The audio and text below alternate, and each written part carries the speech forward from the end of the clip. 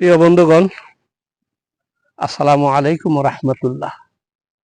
আমি আমি যেন ফুলের দেশের মানুষ, ফুলের ভিতরেই আমার বসবাস। চতুর্দিক দিক থেকেই কিচিরমিচির শব্দ।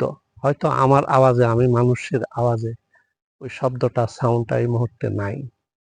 তারপরেও ফুল নিয়ে যে কত কথা আপনারা দিয়ে থাকেন বা বলে থাকেন, শুনে থাকেন।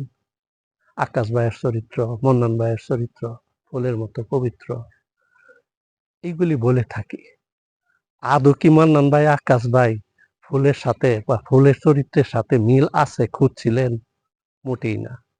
ফুলের সুবাতাস, ফুলের ঘ্রাণ, ফুলের সুগন্ধি, কত নামি দামি ব্র্যান্ড যে তৈরি হয়েছে আপনারাও জানেন, আমিও কিছু না কিছু জানি।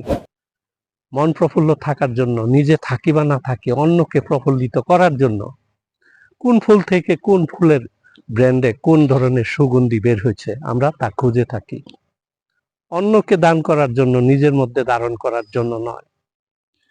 এই ফুল, লাল ফুল বলেন, হলুদ ফুল বলেন, গোলাপ ফুল বলেন, জবা বলেন, কুসুম বলেন, যত যাই ফুল বলি, আল্লাহর দেওয়া সৃষ্টি।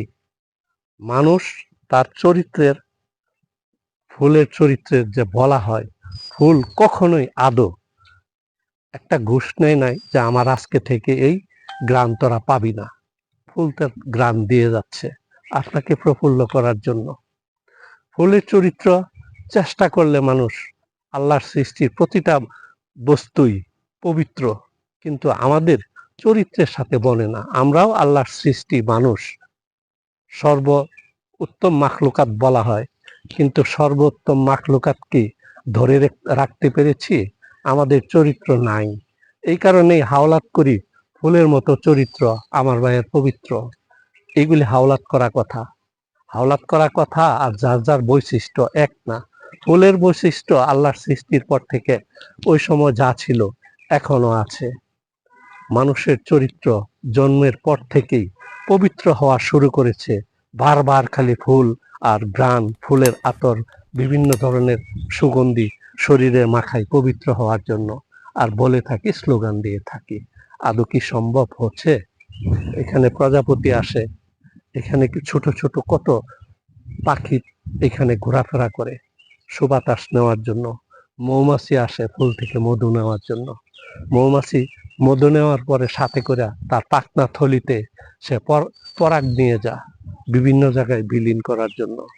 সে তার দায়িত্ব পালন করে। ফুলের পরাগায়ন, ফুলের পরাগ নিয়ে অন্য জায়গায় পরাগায়ন করা হয়, ওইটার উন্নতির জন্য।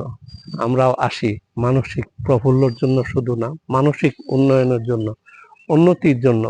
কিন্তু আদৌ কি সমাজে তা দিয়ে থাকি? ফুলের মতো ব্যবস্থাপনা না, চেষ্টা করি না, চেষ্টাও করি না।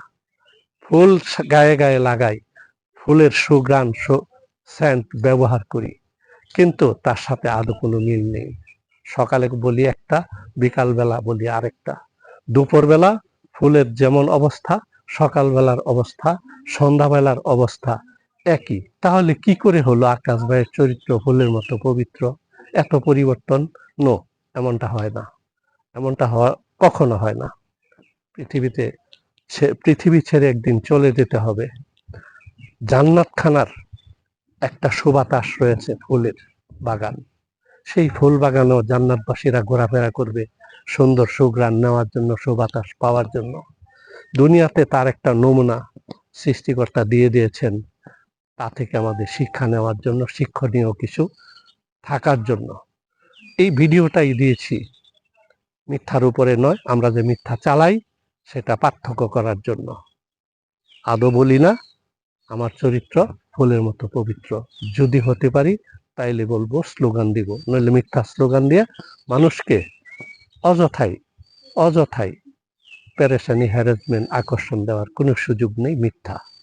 আসুন আমরা নিজেরা শিক্ষা নেই, ধ্যাস করি, ফুলের মতো চরিত্র হওয়ার চেষ্টা করি। আল্লাহ হাফেজ, দেখা হবে পরবর্তী ভিডিওতে ইনশাআল্লাহ।